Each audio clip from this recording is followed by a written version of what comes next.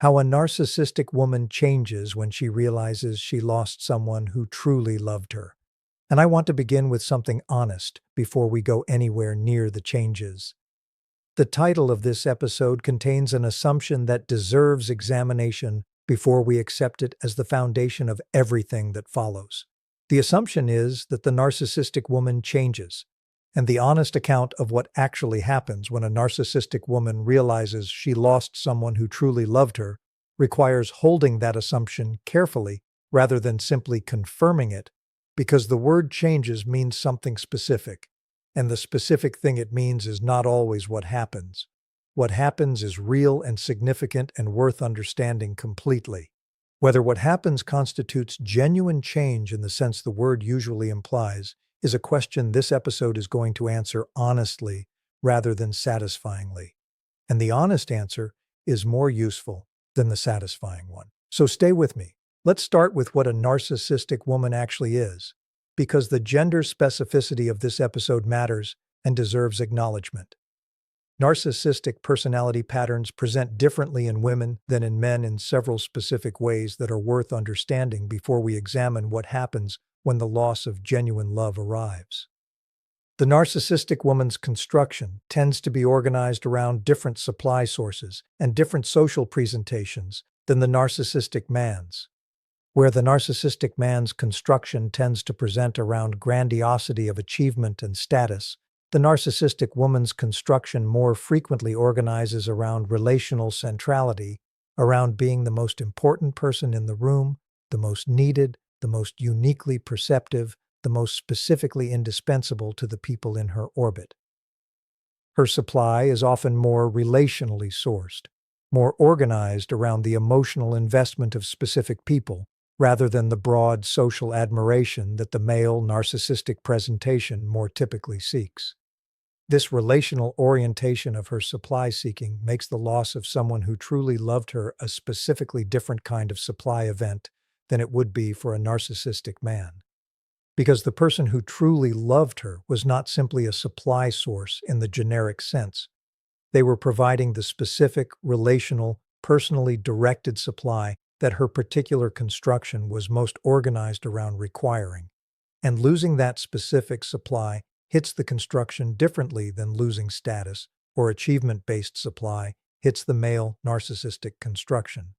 Now let's talk about what truly loved actually means in this context, because the truly is the most important word in this title, and the one that determines everything about what the loss produces. Truly loved is not the supply-providing love that the narcissistic woman has attracted and maintained and eventually lost across the full history of her significant relationships. That love, the love that was primarily organized around her presented self, that was responding to the construction rather than to what was underneath it, that love she has lost before, and the mechanism has always managed the loss with sufficient efficiency that the losing did not produce anything specifically different from what any supply disruption produces.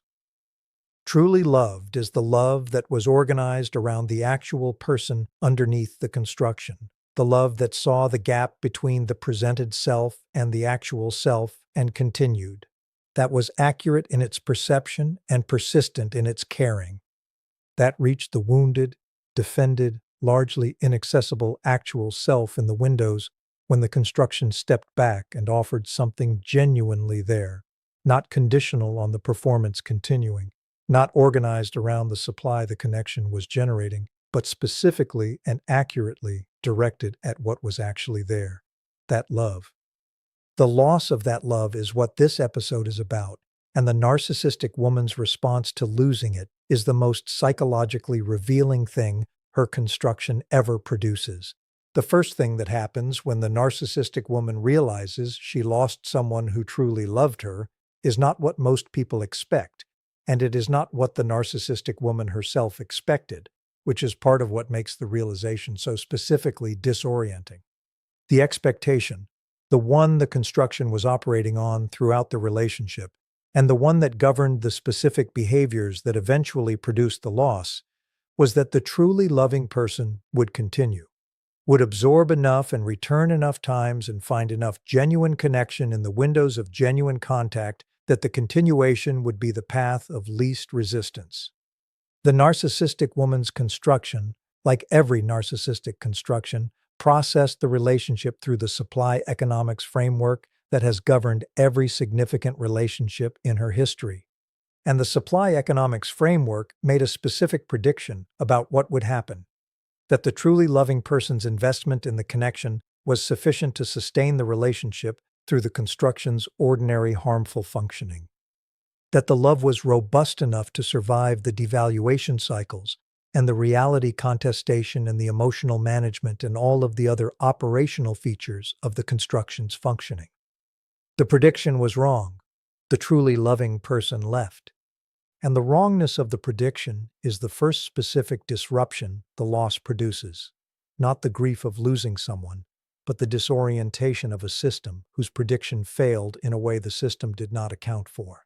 And disorientation in a system that has always operated with the confidence of accurate prediction is the beginning of everything the loss produces next.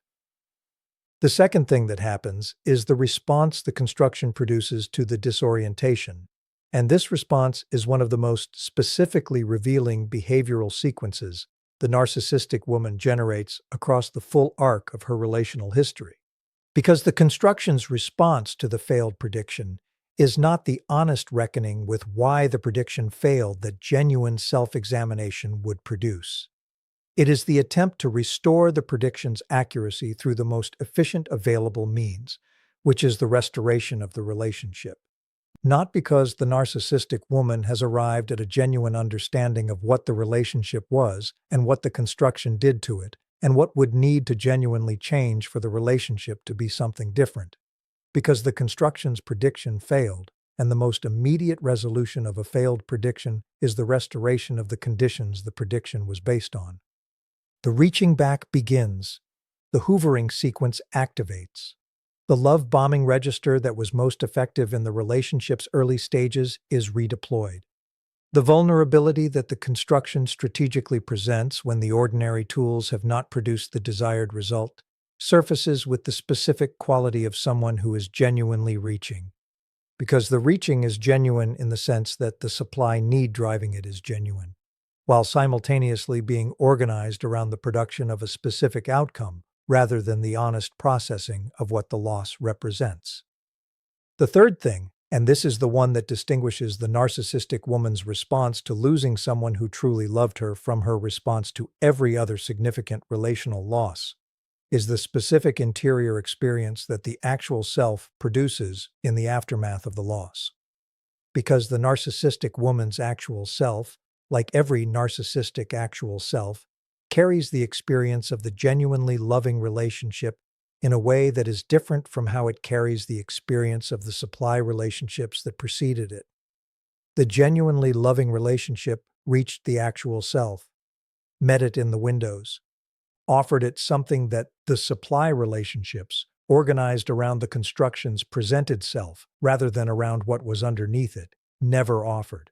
And the actual self's experience of having been genuinely met and then losing the meeting through the construction's own behavior, through the specific choices the construction made that produced the outcome the prediction did not anticipate, that experience does not go into the same psychological filing system that the supply relationship losses go into.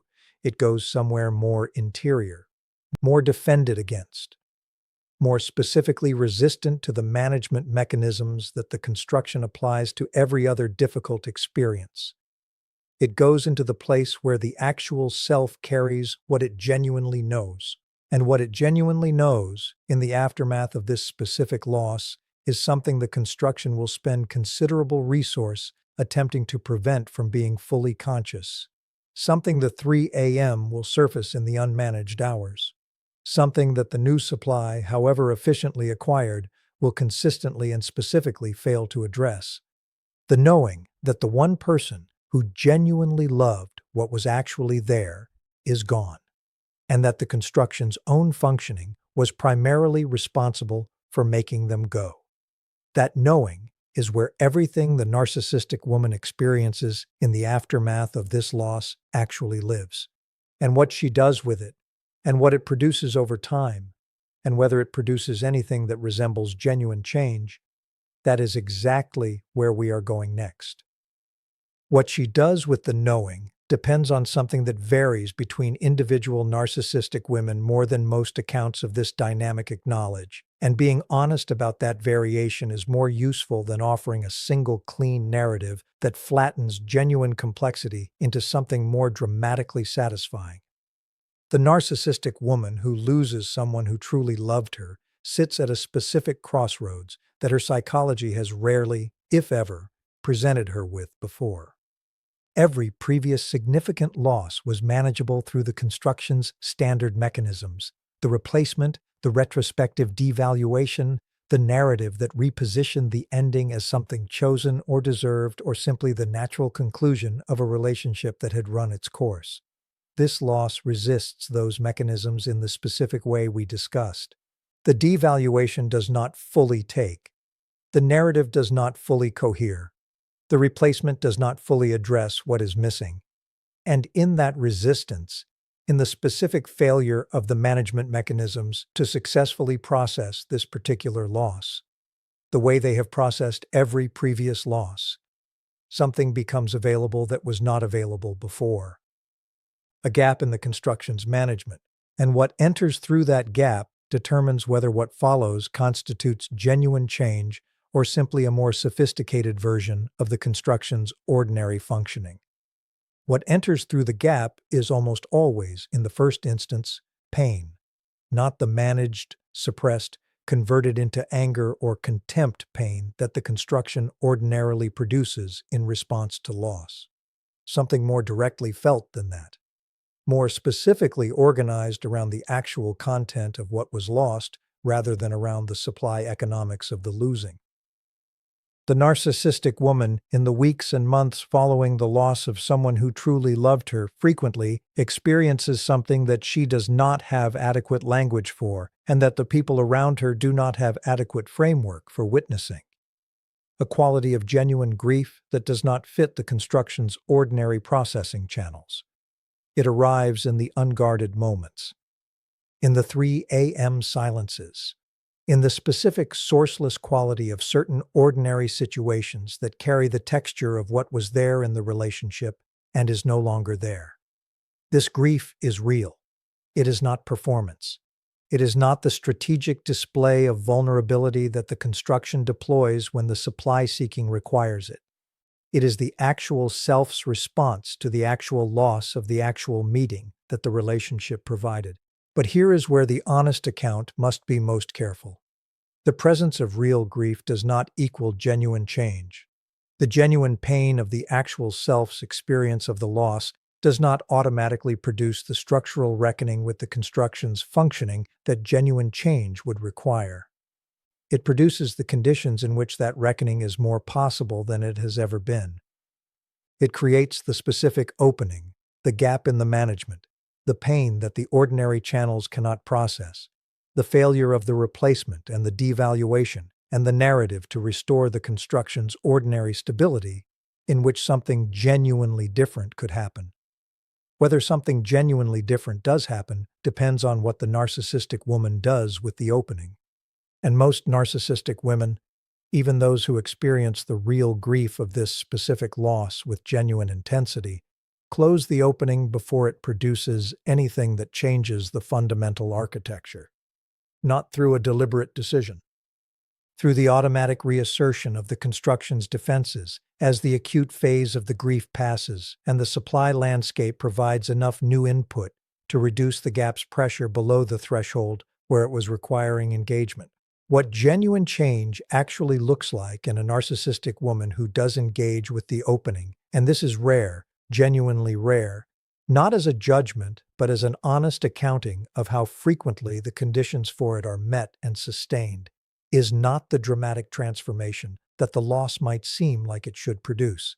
It is something considerably more gradual and considerably more specific. It is the beginning of a willingness to sit with the question of what happened without immediately rooting the question through the construction's management system. To hold, even briefly, even incompletely, the specific awareness that the construction's functioning was primarily responsible for producing the outcome, not as a full, conscious, morally organized acknowledgement of responsibility, as a tentative, defended, frequently retreated from but genuinely present willingness to look at the question rather than away from it. This willingness, if it is sustained with the support of genuine therapeutic work, can over time produce something that resembles the beginning of self-awareness, not the performed self-awareness that the construction deploys strategically when the supply-seeking requires it. The genuine, uncomfortable, costly kind that requires looking at what the construction is and what it does and why it does it and what would actually need to change for it to do something different.